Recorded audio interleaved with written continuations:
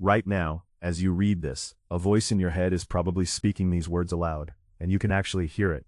Stop. Notice it for a second. Now look at the person beside you. There is a real chance their mind is far quieter than yours.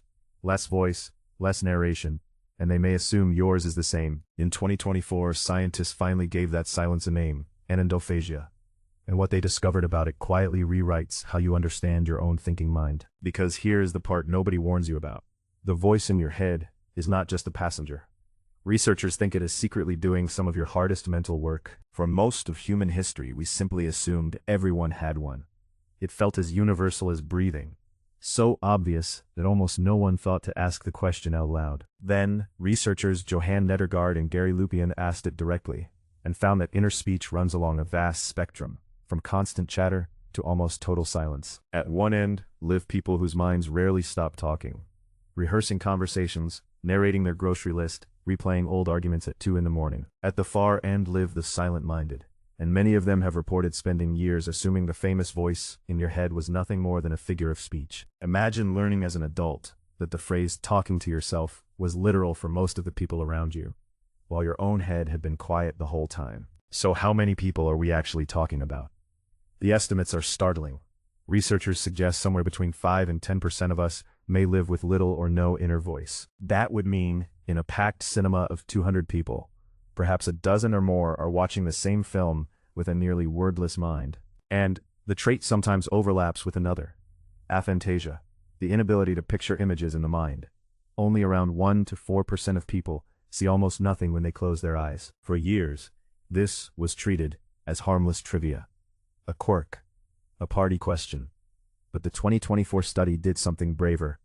It tested whether the silence carried real consequences. They split volunteers into 2 groups, 46 who reported little inner speech, 47 who reported a loud one, and put their verbal memory to the test. The task sounds simple.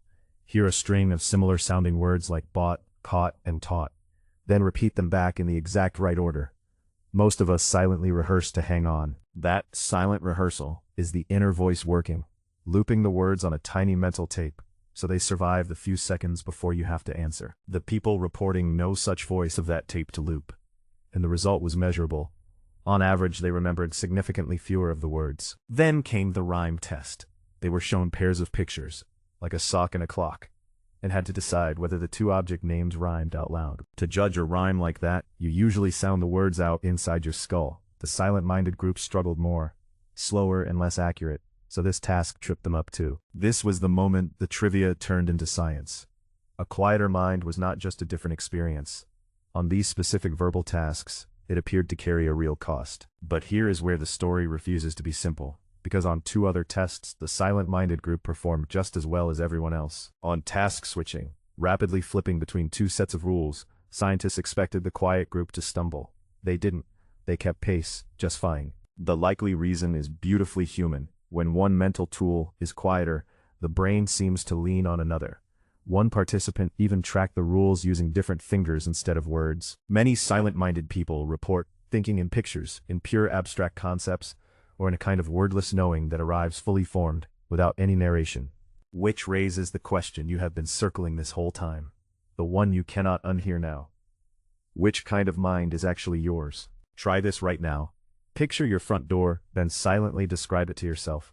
Did words actually appear in your head?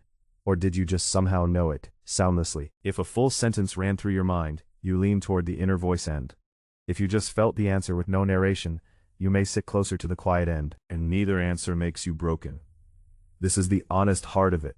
Inner speech seems to be a trait that varies, like height or eye color, not a defect to be fixed. The loud-minded aren't smarter. The silent-minded aren't emptier.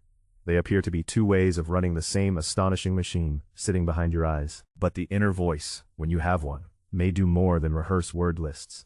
Some researchers think it is also a quiet engine of your self-control. That stern little sentence, "Don't send that text, walk away, count to 10, may be your inner voice acting as a brake between impulse and action. It can rehearse the future, talk you through hard problems, and help hold the thread of a plan together while the world tries to pull it apart. So the people without a strong one have spent their whole lives doing all of that another way.